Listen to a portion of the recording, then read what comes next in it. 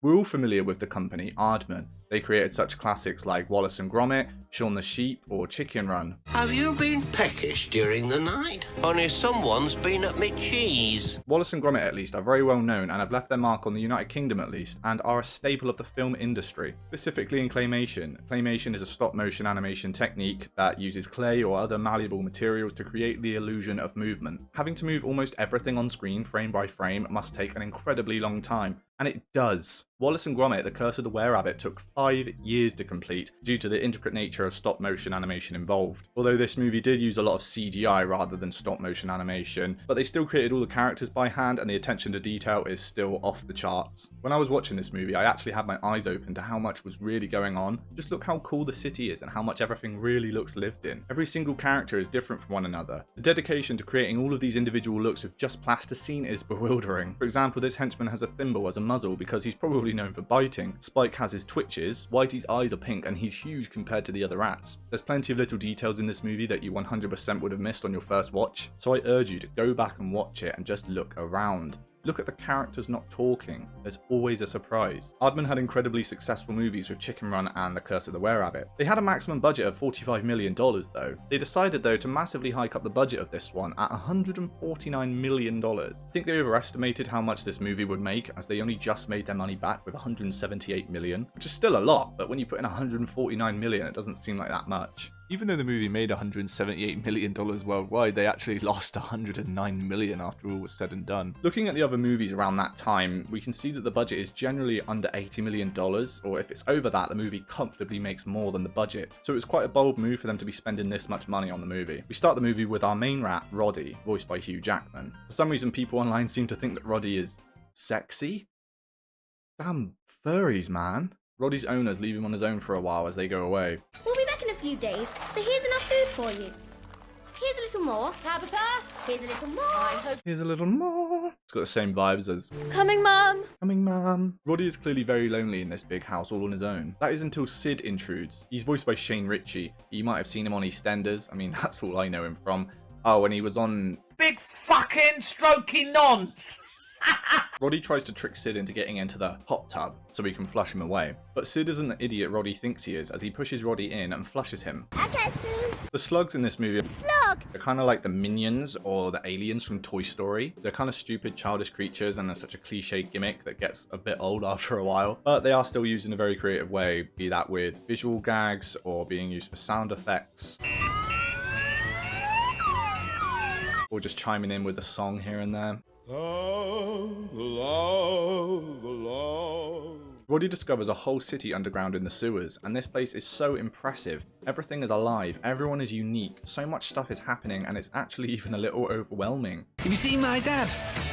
Roddy needs to get back home. He's told by this fisherman guy that he needs to find the owner of the boat named the Jammy Dodger. Thanks for bringing me this far. You're welcome. We're then met with the absolute girl boss that is Rita, voiced by Kate Winslet. Rita is an enterprising scavenger, which according to Google is someone who actively seeks out discarded or unwanted items with the intention of creatively reusing or repurposing them to generate value. So she's unemployed. You don't give a You're goddamn right, brother. Roddy is clearly quite incompetent for the first part of the movie, as we can see. We can give him the benefit of the doubt though, as he's out of sorts because he's been flushed away. He does, however, make up for this incompetence as the movie goes on and his confidence grows. I love how they took 3 to 5 business days to react to this horn. Spike and Whitey, voiced by Andy Serkis and Bill Nighy, are introduced, and we see how the use of a corny line can be a great introduction to a character and who they are. For example, Spike says, You thought you could give us the slip? then slips. It's clever, provides humour, and it kind of gives you the idea that these two are going to be useless the whole movie. I believe he said his name was Millicent Bystander.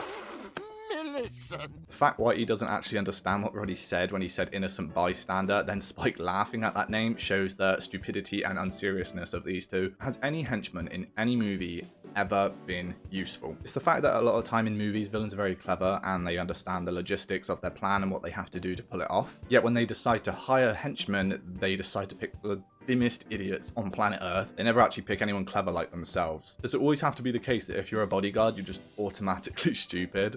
Yarp. Whitey has some great lines, often contradicting or misunderstanding Spike's plans or thoughts. I can feel it in my guts. That'll be last night's curry, Spike. I'm the same. I've got a bum like a Japanese flag. These two are here to get back a ruby that Rita stole from their boss. It's said to have fallen down the drain from Queen Elizabeth's crown. Rita values her family and their possessions, so much so that she's willing to sell Roddy out right away. You could say he was sold down the river.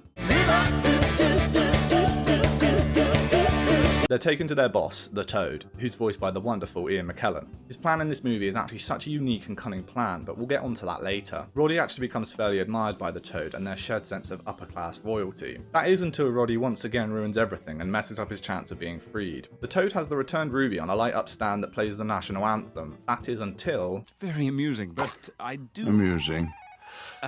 Didn't you say I'd find it amusing? The song changing in order to match the sudden uncomfortable vibe change in the background is a very nice touch, and it's very Edgar Wright-esque. We will in truth be blind. Drunk. I had to Google where Ian McKellen was from because in this scene his northern accent slips out. Shut that door. Shut that door. Anyway, after Toad attempts to freeze them, they escape thanks to Rita, and she takes the master cable to use as a belt. It becomes clear to us that this master cable is very important to the Toad. Roddy decides his best course of action is to stick with girl boss Rita, but he smashes her gem because it's fake, disregarding the fact that even if it is fake, you don't have the right to just smash someone's belongings, so she beats the shit out of him. Angry and upset the fact he did it, and the fact that the ruby is fake. Roddy orders a small Chinese on the phone. Punch and Chinese takeout. Right, could I have a special chow mein, a plain chow mein, egg fried rice, special fried rice, lemon chicken. Bosh. Roddy wants to make it up to her by giving us some of his family's jewellery from home. She just has to get him back to Kensington. Up top? Up top. There's so many small details in this movie that I love, but they may get missed. Like one of Toad's tadpoles hitting into the glass and then becoming so self-aware to the fact that it's just trapped in glass. My guy's having an out-of-body experience over there. The Toad instructs Spike and Whitey to get the cable instead of the ruby, as that's now more important. We are now your cable guys.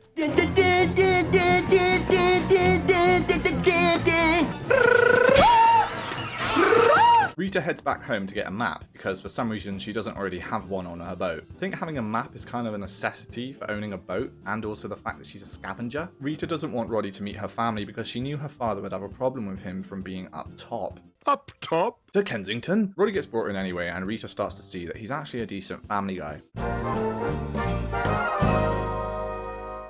Oh, Peter, you've been flushed away, Peter. She sees that he perhaps enjoys this environment, considering he's lonely and doesn't have a family himself.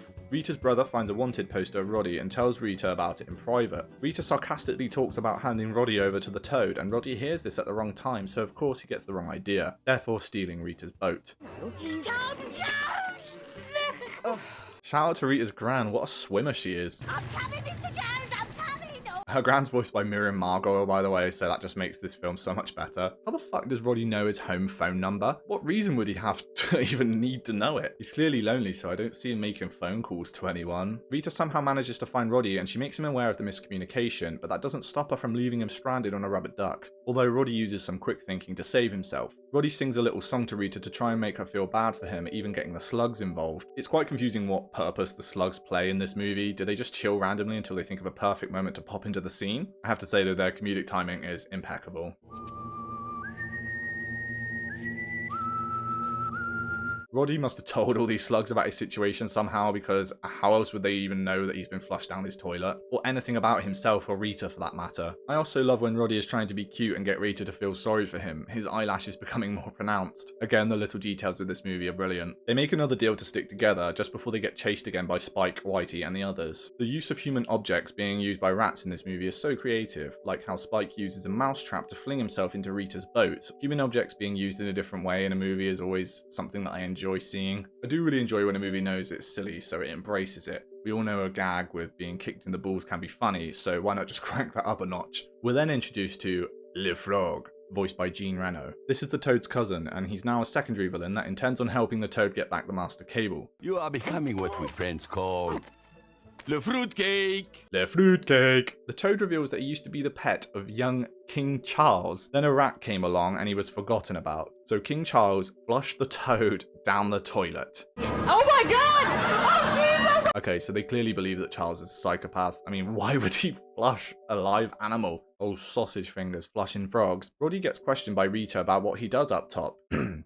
Kensington. He lies about having a large family. Rita has been nothing but upfront and honest about her life and intentions, yet Roddy still feels the need to lie. He's embarrassed about not having a proper family. He enjoys hearing Rita say goodnight back to him, which is a good callback to the beginning of the movie, where Roddy says goodnight and all we hear is the echo of his big, empty house. This shot of LaFrog and his henchmen crowding around the edges of the screen is brilliant. It's a great way of comedically showing that Roddy and Rita are truly outnumbered. The Toad talks to Rita and Roddy through a phone and orders them to give back the master cable. In doing so, he's being made a mockery by a mime frog, which is rather enjoyable to watch. The Toad reveals he desperately needs the master cable in time for the World Cup final. The final is between England and Germany.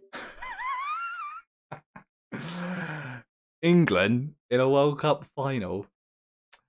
Come on. Anyway, his plan is to wait until half-time and then open the floodgates to their city, which I'm now finding out is called Ratropolis. Who knew? When these gates open and half-time hits, there will undoubtedly be a massive number of toilets being flushed at once, therefore flooding the whole city. It's actually quite a genius plan, and come to think of it, why does the Toad have access to all of these controls? Anyway, the French frogs behave in a typical manner. We surrender! No! As much of a douche Roddy has and can be, he actually managed to save himself from Rita quite a few times due to his quick thinking. Rita loses her boat but manages to escape with her life and the belt. I'm not being funny, but I mentioned how earlier it's insane that Roddy knew his phone number, but this takes the cake. He not only knows exactly where his house is, but he knows about all the surrounding neighborhoods. He's a rat. I know you could think that this is picky, but there's so many other aspects of the movie that have literally changed things to suit the life of a rat. It'd actually be more believable, funnier, and fit the film's theme more if Roddy had actually no fucking clue where his house was. Roddy tries to make Rita feel better about losing her boat by giving us some of his family's gems. After a little look around, Rita understands Roddy doesn't actually have a family. He tries to make out that Sid is his brother, but Rita already knows who he is. Roddy is in denial about wanting a family and feeling lonely. He now asks Rita to leave as they're now done with their deal. It finally becomes clear to Roddy why the Toad wants his master cable.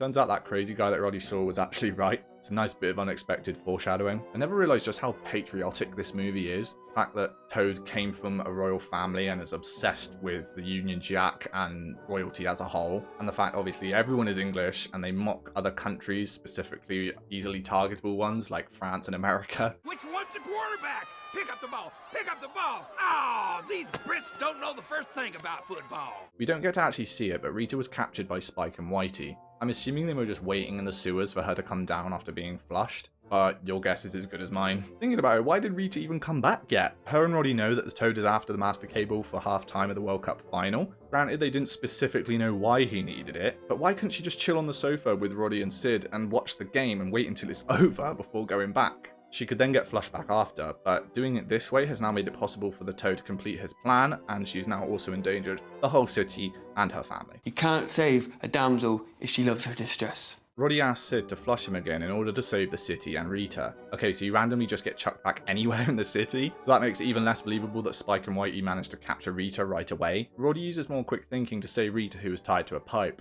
Stop them! Oh, that's brilliant. Roddy has to think of a plan yet again. They end up trapping the Toad in a pipe of liquid nitrogen, in doing so breaking it apart as the floodgates let the wave of water through. Thankfully the water freezes and the city is saved. England lost on penalties, so at least they did a few realistic things in this movie. Man who stole clock faces time. Rolling on a River plays and that's the end of the movie. So guys, the moral of the story is don't offer your help to anyone. No, but seriously, if the fisherman didn't think of Rita as being the person to help Roddy, then she may never have even been caught by Spike and Whitey in the first place. He smashed her ruby and destroyed her boat, essentially ruining a big part of her life. But losing your possessions doesn't matter as long as you get money for them, right? So this movie gets 4 stars from me, and I was really tied between this and 3.5 stars. I think the thing that probably pushed it over the edge for me was just the attention to detail, and the voice acting really as well was pretty stellar. Maybe I'm too generous, who knows? Let me know in the comments if you think I was. Be sure to check out my letterboxd in the description below if you're interested in seeing what kind of movies I've been watching recently. Also in the description is my Ko-fi link where you can go and donate to the channel in order to try help me chase my dream of making this my job. Thank you to anyone that's already subscribed or anyone that's just watching this video, it really means a great deal to me. And on that we conclude the movie and the video. Remember to keep your legs straight when you hit the water. See ya.